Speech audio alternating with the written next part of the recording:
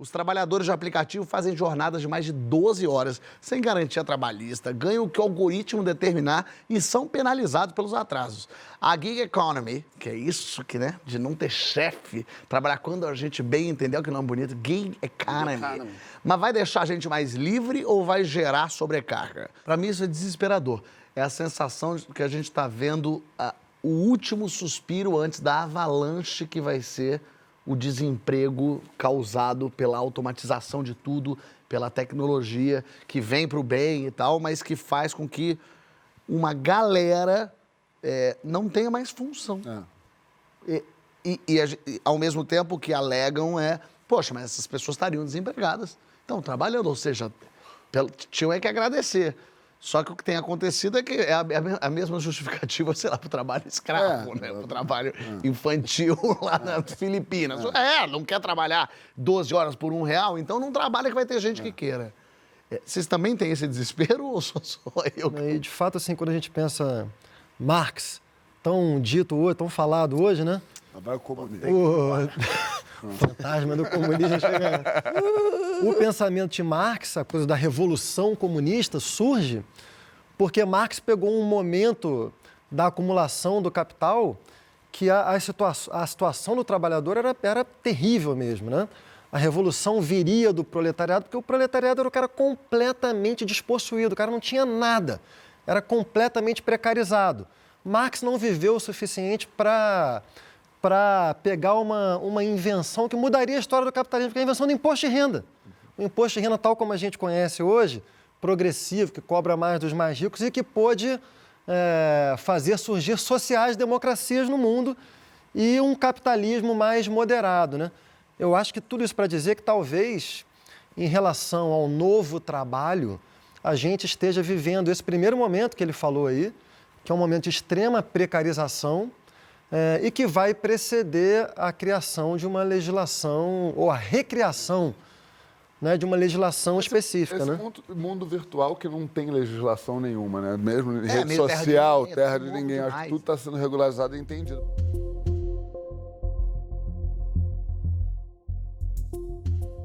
Mas eu acho que a gente tem que entender também que uma grande revolução há de vir da gente, de também saber abrir mão de certos confortos para um bem futuro, a longo prazo, né? Quer dizer, quando você vai numa marca de fast fashion, por exemplo, que uma camisa custa um preço que você fala, nossa, que doideira, é porque alguém está se fudendo. Muito barato, você está falando. Com certeza, não faz sentido uma camisa, sei lá, custar R$ 9,90 e ser uma camisa de linho. Porque você está custando R$ 9,90, está dando lucro para aquela marca. Exatamente. Então, assim, esse pensamento a gente tem que... A gente falou outro dia do meio ambiente, que a gente tinha que a mudança era na gente, que a gente sentia que nós mesmos não estávamos trabalhando para isso, quem dirá as outras pessoas com menos informação e tal. Eu também acho que é o mesmo caso, assim. Não existe mágica. Se é muito mais barato aquele serviço, alguém deve estar sendo sacrificado para você ter aquele conforto. Eu acho esse ponto do João importante, assim, da camisa de R$ 9,90, que normalmente não é feita no Brasil, né, João? É feita em países assim em que a legislação trabalhista é ainda muito mais... Bangladesh. Onde é facilitada essa exploração. Exatamente. E aí tem um ponto que eu sou a favor de algum tipo de proteção trabalhista. Eu acho absurdo que a gente viu aí o cara trabalhando não sei quantas horas e o tempo passa, o cara vai ganhando metade. Que loucura. Você joga o dobro e ganha metade. Você joga o patamar da concorrência lá embaixo e ou o cara trabalha nessas condições ou o cara morre. E numa terra onde tem tanto desemprego como o Brasil, realmente aquele raciocínio do não quer tem quem queira funciona. Mas esse é que é o ponto. O problema é que numa economia globalizada, mundialmente, tal como a gente vive, né? Se você... É foda, cara, que se você cria uma legislação trabalhista com muita rigidez, você encarece seu produto, né? Você não tem condições de competir no mercado global. Porque os caras E aí acaba que você deprecia a economia como um todo e você, para evitar a precarização do emprego, você pode até causar desemprego. Então, não é um problema fácil. A perspectiva da direita, por exemplo, os economistas de direita são, em geral, a favor de uma maior flexibilização de leis trabalhistas, porque defendem que estimula a economia. Por outro lado, você pode estimular a economia, você precariza completamente o trabalho. Não é um problema fácil de resolver, mas eu acho que essa situação é insustentável. Não podem trabalhar nessas condições. Né? Não, totalmente. Não só porque você não é funcionário, né? Esses aplicativos todos... São hubs, né? Eles tratam como colaborador. Que é uma maneira fácil um termo fofo para chamar um explorado, né? Eufemismo lindo. De alguma forma, porque isso não é funcionário meu, ou seja, não preciso pagar direito nenhum, não é trabalhador meu, não é empregado meu. E dificulta imensamente a associação dos trabalhadores e, consequentemente, o poder de barganha dos trabalhadores. Sim.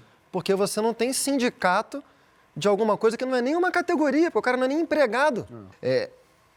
Quando você faz a comparação, se você conversa com o pessoal, todo mundo... Eu vi, o Nando Viana fez essa piada um dia no stand-up, ele falou assim, eu prefiro pegar táxi, eu não pego Uber. Porque eu pego Uber e eu fico sempre muito deprimido. Porque o taxista, ele é de família de taxista, ele quer ser taxista, o pai dele comprou do avô dele e o filho agora é taxista. O Uber é um cara comprou de um ex-governador também. Também. O Uber é um cara que não deu certo na profissão dele e tá de Uber agora...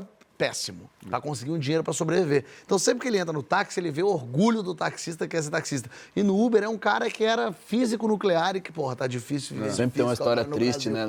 E tem muito isso, assim. Eu tava em Manaus, pedi 2 carros. Aí pedi, vamos pedir aqui um Uber e pede um táxi. Aí o Uber deu R$23 e o táxi deu 53. Eu falei... Como é que pode? Não tem, como consumidor, você fala, lógico, eu quero mais barato para mim, para minha vida, vou economizar. Mas você pensa, mas tem alguma coisa que está muito... Não é que é R$3 mais barato, é R$30. Mas é isso que é interessante. Acho que a cabeça do consumidor tem muito que mudar. Tanto de você saber de onde vem a comida que você está comprando, até o serviço que você... Assim, um consumidor consciente é parte da mudança que a gente tem para o futuro, assim.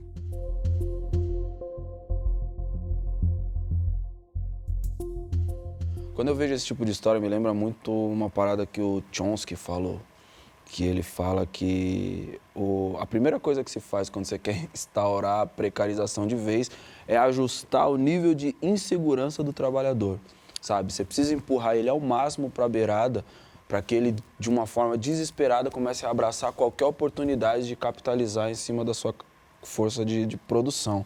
No Brasil é o terreno perfeito para isso. A gente encontra no contexto que a gente está hoje, sabe, uma série de políticas que acredito que são desumanas nesse sentido, sabe? Quando a gente fala de assistir, por exemplo, a quantidade de desempregado que a gente tem hoje no Brasil e as conversas da política majoritária no Brasil não colocar isso como uma prioridade, entende? O que a gente está fazendo mesmo enquanto sociedade é empurrar todas essas pessoas para a beirada para que eles abracem qualquer coisa. E assim a gente caminha colorido e sorridente para o trabalho escravo de novo, saca? Eu acho que a gente tem um desafio gigante. Eu concordo com tudo isso aí que você falou, mano. Eu acho que a gente tem um desafio gigante. Se essa saída vai vir à direita ou à esquerda, não sei, mas ela precisa ser balizada pela humanidade.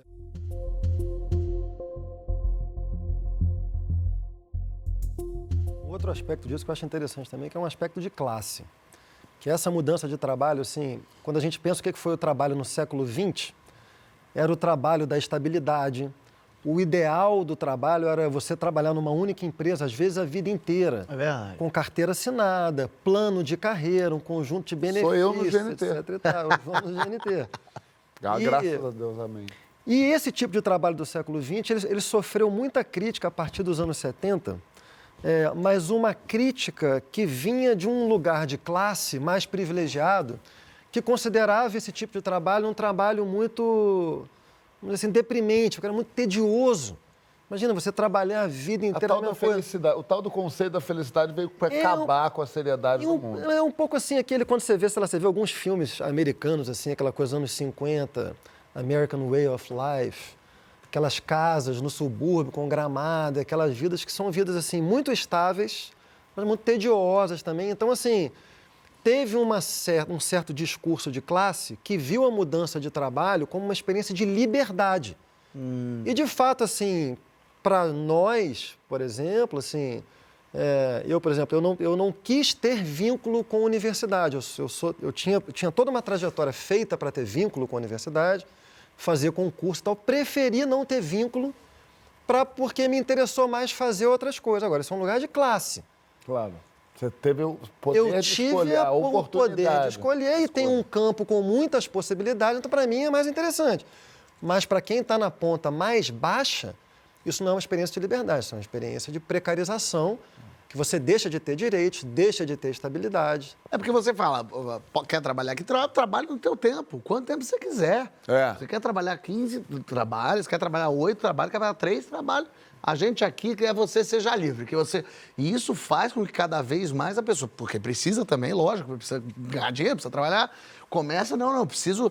Aí vai virando aqueles japoneses também que trabalham 37 horas em um único dia para conseguir, aí não vê família, aí não consegue mais nada, e você vai sentindo isso. Você senta para conversar com quem está trabalhando em aplicativo, as pessoas estão cada vez mais obcecadas, não, eu preciso andar de bicicleta para entregar o negócio, o cara anda 60 quilômetros, porque ainda por cima mora longe, vai de bicicleta para lá para conseguir fazer entrega, volta de bicicleta, e está acontecendo que muita gente, como mora longe, não está mais valendo a pena voltar para casa, então já dorme na rua.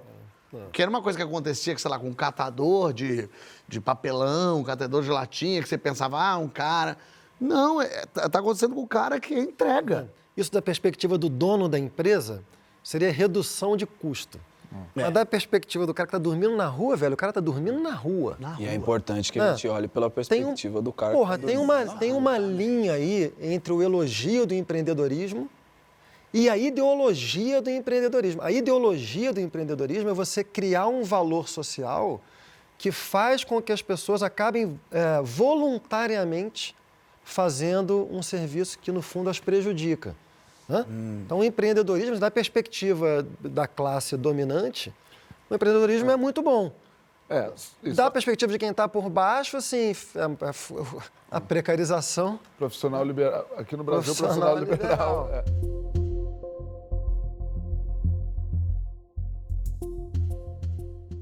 Criar empregos num mundo onde automatizado num nível assim, que não é mais profissão mecânica. Não é mais o ascensorista que vai acabar. Que bonito. É advogado, médico. Tem um documentário muito interessante que eu vi da Vice falando sobre isso, sobre o que está acontecendo. Porque quando a gente fala disso, as pessoas falam, mas isso é 2100. Não, isso aí, até quando fala de carro automatizado, isso é futuro, daqui a 3 mil anos. As pessoas não estão entendendo que é daqui a 5 anos que a onda vai chegar. Lá, né? Aqui é daqui a 15. Isso, mas vai chegar e aqui vai vir pior. Pelo menos eles vão testar lá antes, a gente pode tentar... Só que o conceito de lá é no mundo. No mundo. Então, esse é o problema. Com impactos aqui, né? Com impactos aqui. Impactos cruéis. Exatamente. Maior, você pensa maior. assim, o carro vai dirigir sozinho, vai virar um automóvel em definitivo. Você pensa, maravilha. Mas aí você fala, não, se é automóvel, você não vai ter mais motorista. Não precisa de motorista nenhum. De carro, ônibus, caminhão, nada. Guarda de trânsito. Guarda de trânsito. 7 Rio. Não precisa do cara que para o carro. 7 Rio Não vai precisar nem ter mais... É isso, o guarda de trânsito, porque não vai ter mais acidente. Não vai ter mecânico, porque não vai ter mais a combustão, vai diminuir muito mais. Quando você vê, tá caindo fora um monte de coisa e essas pessoas fazem o quê? Quem vai capacitar essas pessoas para serem outra coisa? E mais, nesse documentário, que é mais aflitivo, o que eles dizem é que nem adianta você capacitar para um posto acima, porque esse posto já vai ser engolido direto. Então você vai precisar criar novas formas de relocar essas pessoas na sociedade. Acabou. Essa conversa não terminou. Comentando aqui embaixo, você entra no papo também e curtindo e compartilhando, você chama mais gente para essa conversa. Semana que vem, você que é inscrito no canal já sabe, ele avisa quando um vídeo novo estiver no ar. Quer também? Se inscreve aqui e ativa a notificação que a gente avisa para você.